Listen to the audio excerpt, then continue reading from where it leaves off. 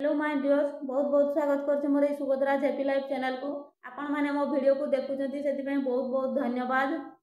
आपण मैंने जदि मो वीडियो को देखिकी प्रैक्टिस कर बहुत बहुत धन्यवाद। आपण मान को मो वीडियो भल लगे like share comment and subscribe करदेवे।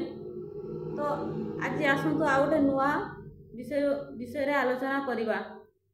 तो से नुआ विषय वस्तुटी हूँ एनएलपी कौन आ एनएलपी आम लाइफ रे कौन काम करिथाय।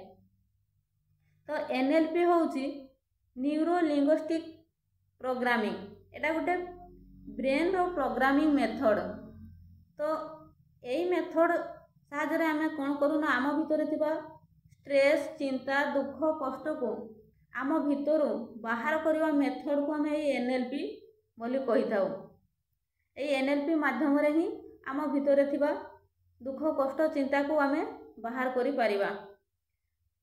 तो आसतु आम जानिबा ए एनएलपी आम केबे केमिति केते बेला करले आम ता कार्यसिद्धि करि परिबा।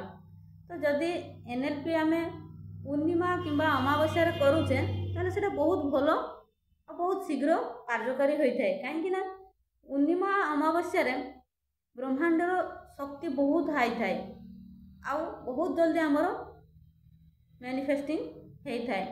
तो जदि पूर्णिमा अमावास्या रे न करि पारुछंती तो प्रत्येक दिन राति रे सोइला बेले ए जो एनएलपी करि परिबे।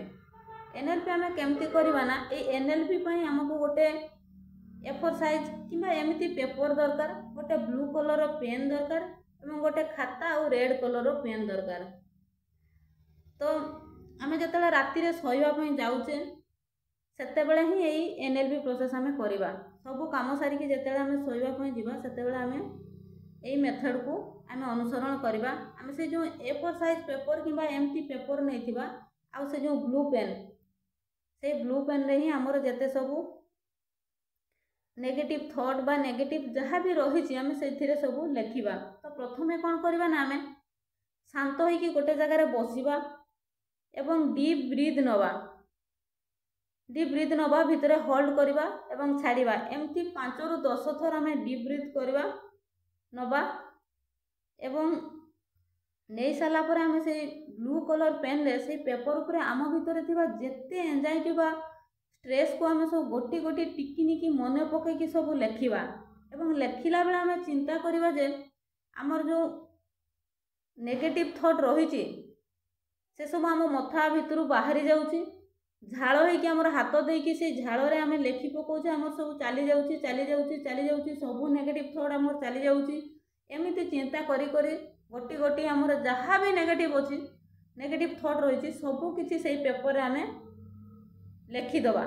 एवं तापरे गोटे कैंडल आ गोटे थाली आनिकी से कैंडल से पेपर को जाली देवा।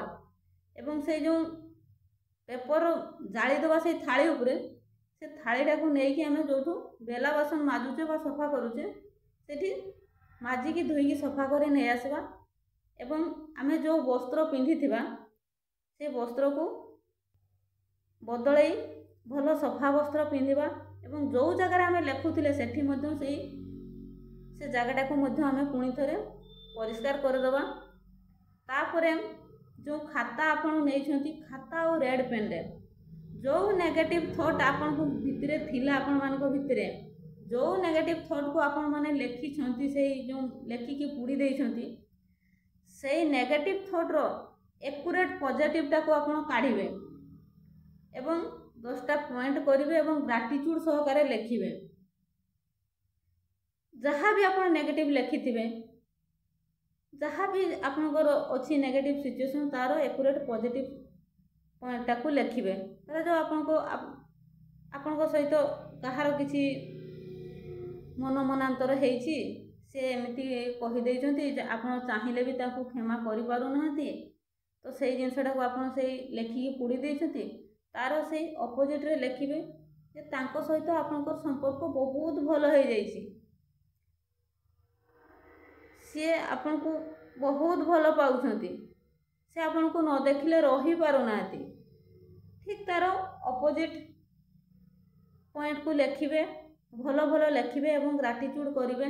एमिति प्रैक्टिस 21 दिन पर्यंत जारी रखिबे। देखिबे NLP द्वारा आपणकर जीवन सबू स्ट्रेस एंजाइटी दुख कष्ट चिंता सबू दूर हो। तो यही पद्धति को ही आमे NLP पद्धति बोली कही थाउ।